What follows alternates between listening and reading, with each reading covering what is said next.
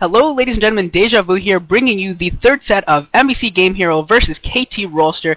This is the Winners League Finals 2009-2010. We've got Violet fresh off of his victory against Light, the top player for MBC, getting that kill, and this series is tied 1-1. He's going to be starting out here in the bottom right in yellow, the Protoss player, and he's going to be going against the other big dog for MBC Game Hero, and that is C Shield, the teal Terran, starting up there at about the 12 o'clock position.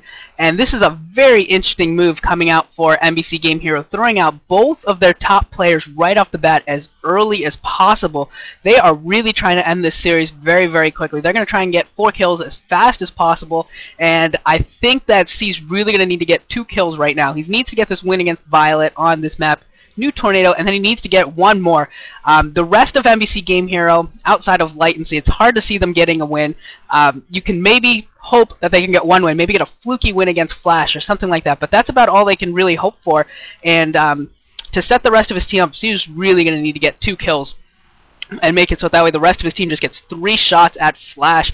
And this is a map that's been relatively Terran favored, so I think this is starting out pretty well for C, and they are also a Terran push will be going clockwise for C, going against Violet, so that is also pretty nice. On this map, going clockwise is pretty nice because it lets you get to the third of your Protoss opponent relatively easily, makes that a difficult base for your Protoss opponent to hold, so that is always very nice when you get a little bit of a map advantage when you need it, and he needs a big win, and I think C's going to have a good opportunity in this game as long as he sticks to his guns and makes some nice pushes. The observers are pointing out that that pylon is still standing alone. It looks like Violet is going for a 12 nexus, so 2 consecutive 12 nexuses. This is unbelievably ballsy. Even for Protoss to go for 1 12 nexus is kind of insane, but 2 in a row, I would never expect that. I'm really hoping that this doesn't lead to an anticlimax where you have C and Light come out as the first 2 players for MBC Game, and then like who do they have left? They've got Hune, Jae-Hyun, Busan, and their captain Shark. Shark's claim to fame is that he invented muta stacking before July did or something like that, but July's the one who actually used it well. I don't know, but they've got no one who's got any real star power.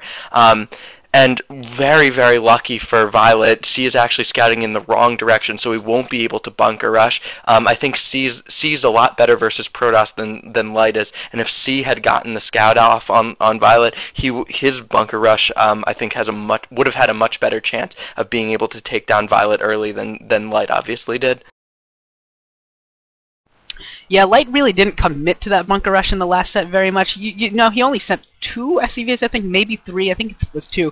And normally when you have a really committed bunker rush, you'll see 6, 7, sometimes even 8 SCVs pulled off the line.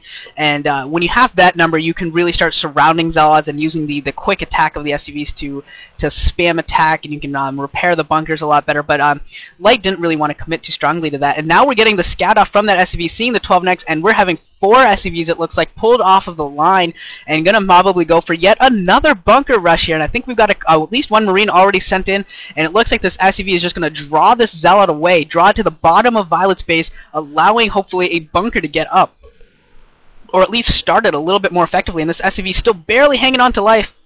Probably just going to circle around that nexus and keep him to the south. He wants to keep the Zealot as low as possible, and I think he just saw that Violet did, and he knows that a bunker is coming up, so here comes the Zealot coming out now to try and defend against us. We got 4 Zealots, or 4 SCVs, and 1 and 2 Marines trying to fend this off, but a lot of probes being pulled off, and 2 Zealots, and this is actually going to be enough. And it looks like the probes have stopped the entire base, the bunker, from coming up, and here comes a Vulture to reinforce, and now we need to see a Dragoon from Violet. We need to see a Dragoon, otherwise he's going to be in huge trouble. This early Vulture is going to come into huge play here, and that Vulture almost going down there, almost getting surrounded, but just barely able to survive. And now we see a ton of probes being picked off, and this bunker is getting thrown up right next to the Nexus. Looks like it's going to get up as well. So this is looking really awful for Violet, really awful for Violet, and you were dead on, spot on. C absolutely committed to his bunker rush much better than Light did, and it looks like he's going to get a huge early victory. And honestly, when if you can take down the 12th Nexus of your opponent, and that Nexus is going to go down, you really should win every single time. So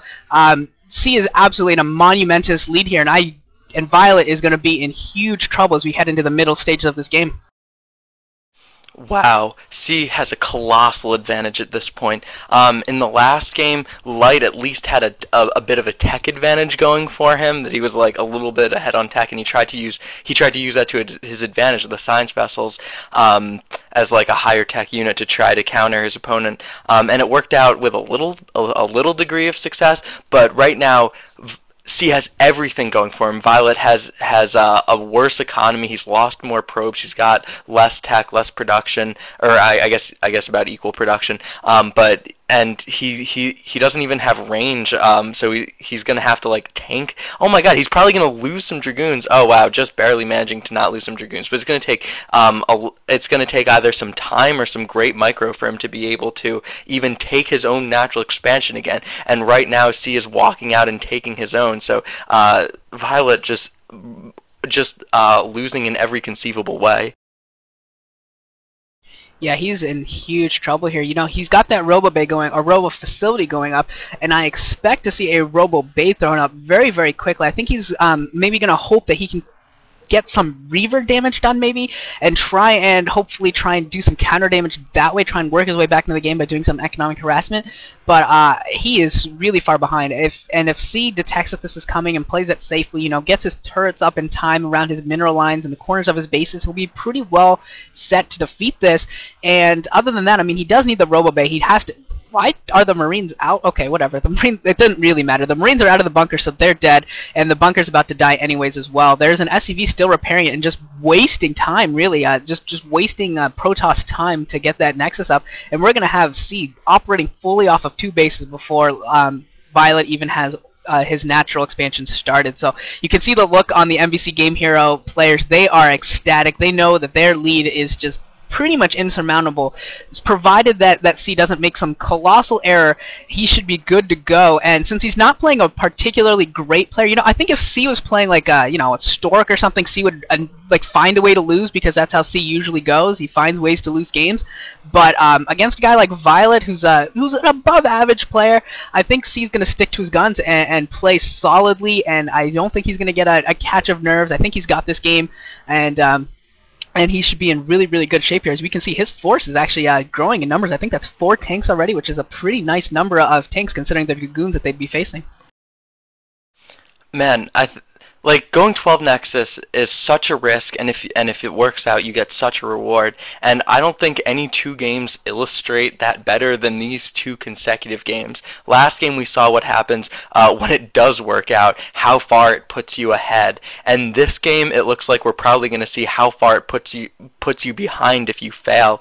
Violet obviously has failed, and I'm expecting C just to slowly and methodically play his game and just roll over Violet. He's got a lot, like you can already see how the superior economy is manifesting itself. Violet has way fewer dragoons than he would like to have to deal with all the tanks C already has. C already has out almost, I think I saw 5 tanks, and already going to be taking a 3rd base, pretty much just as the 2nd base is coming up for Violet. So C so far ahead, although it looks like dragoons got in while the tanks were moving out to push onto the natural expansion. So oh God, Violet has not nearly enough units to try to defend this. He's going to have to bring his units back. He's going to get off a decent flank. A bunker going up outside the natural expansion, that isn't really an ideal place for a bunker. It doesn't really hit anything that special, but it's just another annoyance. And Violet should, oh wow, Violet should just